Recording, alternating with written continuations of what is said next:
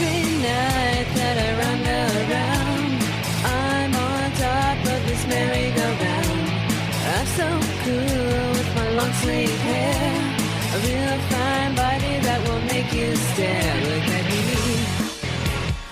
me. Welcome to Music 2000. I'm your host, Randy Carter, and I'm very excited because our guest today is Betty Navas, who teaches guitar.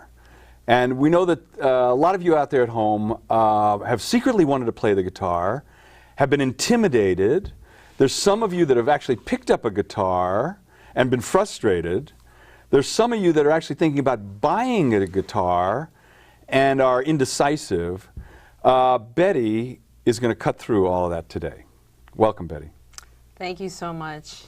Now, in the green room, you told me that actually you started playing the guitar when you were 12. Yes.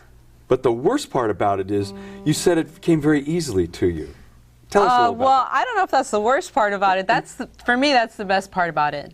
I started playing guitar at 12 because I wanted to play the guitar. It was just something I had thought about. And I had a music teacher in my school that taught music with guitar, and he had an acoustic ovation pretty much like this one I have right here. And every week he conducted a choir, and he would play the guitar, and he would have people come and with their guitars and play along with the choir. And I started off in the choir, and I thought it would be fun to be playing an instrument too. So a little time went by. I had gotten a guitar. I picked it up pretty easily. I took a group guitar class, but I just kind of learned right away. And then I got a better guitar, and I started playing and singing in my church every week, doing a folk mass, about 3 or 4 masses every Sunday. It was a parochial school. Mm-hmm. And I would sing and play acoustic guitar and play all the folk songs that were played during the mass. Now, so let me cut ahead. Now you're teaching guitar. Yes. And traditionally, like a teacher, you go to the students' homes, and you meet all kinds of people. Well, give me a little sampling of like what some of your students are like. Oh, they are great. They want to learn so much that it helps me. It encourages me, and then in turn I get to encourage them. They come to me and they say, I heard this great song on the radio, or I love this artist or group, and I want to learn how to play their music. So I say, great. Right. Now, beginners and stuff, there's a lot of frustration because you think, oh, I'm going to play it, and then you hit it and it doesn't sound right and stuff. So you have some theories on getting people over those hurdles and doing it quickly, so that frustration doesn't say, oh, I can't do it, I can't do it.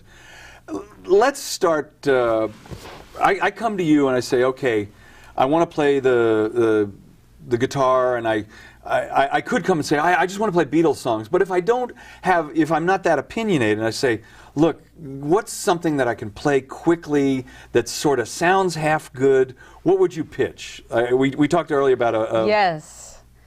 The first thing I would do is make sure you get the idea out of your head that music is difficult. Make sure that you know that you have just as much ability to play music as anybody else, and talent or ability or whatever is not going to be a factor. It's your desire and what you want to do. So even if for some people it takes a few extra little bit of that extra practice, if you have the desire in you, you can play just like anybody else. Okay. So that's the first thing. Music is easy, right? And I tell this to my students, music is easy, right? And they go, yeah, right. But I make sure that when I catch them, saying, oh, this is too hard, I can't, I correct them and I say, no, we're getting there. You're doing fine. You're getting there. You're doing fine. And that helps. Okay, so we talked about, I guess you got to learn some chords, right? Basics, absolutely. Basic chords. And what do you start people with? Well, what I do is I have this little chord chart here that I make for people, and I write out the chords, And you notice that this little chord chart looks like a guitar fretboard, kind of. Okay, yeah. And then I write out what the chords are, and I give it to them, and they take the chords and they learn the chords. This is very, very important because these are your basics. This is your foundation. This is how you get started. So this is the first thing that we do. Now, there are hundreds and hundreds of chords, but you have picked The basic. ones. And so you picked E, A, D, C, G, F, E7, A7, G7, D7, the seventh, the dominant seventh. That's chords. right. Okay. So, so that, like, with these 1, 2, 3, 4, 5, 10, 12 chords, you could do a lot of damage to the American Songbook, right? Well, damage, I think a lot of good. Okay. I'll look at it like that. Okay, so there's 12 chords.